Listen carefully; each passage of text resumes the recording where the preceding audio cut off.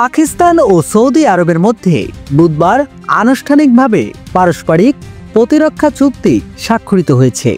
এই চুক্তিতে বলা হয়েছে যে কোনো একটি দেশের বিরুদ্ধে আগ্রাসন উভয় দেশের বিরুদ্ধে আগ্রাসন বলে গণ্য হবে।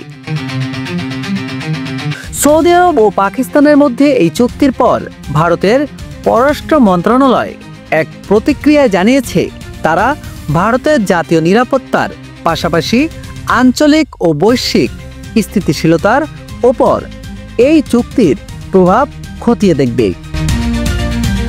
বৃহস্পতিবার এক বিবৃতিতে ভারতের পররাষ্ট্র মন্ত্রণালয়ের মুখপাত্র রণধীর জয়সওয়াল বলেন, আমরা সৌদি আরব ও পাকিস্তানের মধ্যে কৌশলগত প্রতিরক্ষা চুক্তি স্বাক্ষরের খবর দেখেছি। সরকার সর্বশেষ এই চুক্তির বিষয়ে অবগত, যা দুই দেশের মধ্যে একটি দীর্ঘস্থায়ী ব্যবস্থাকে আনুষ্ঠানিক রূপ দিয়েছে। বিষয়টি সরকারের বিবেচনায় রয়েছে। জয়সওয়াল আরও যোগ করেন, আমরা আমাদের জাতীয় নিরাপত্তার পাশাপাশি আঞ্চলিক ও বৈশ্বিক স্থিতিশীলতার উপর এই চুক্তির প্রভাবগুলো খতিয়ে দেখব।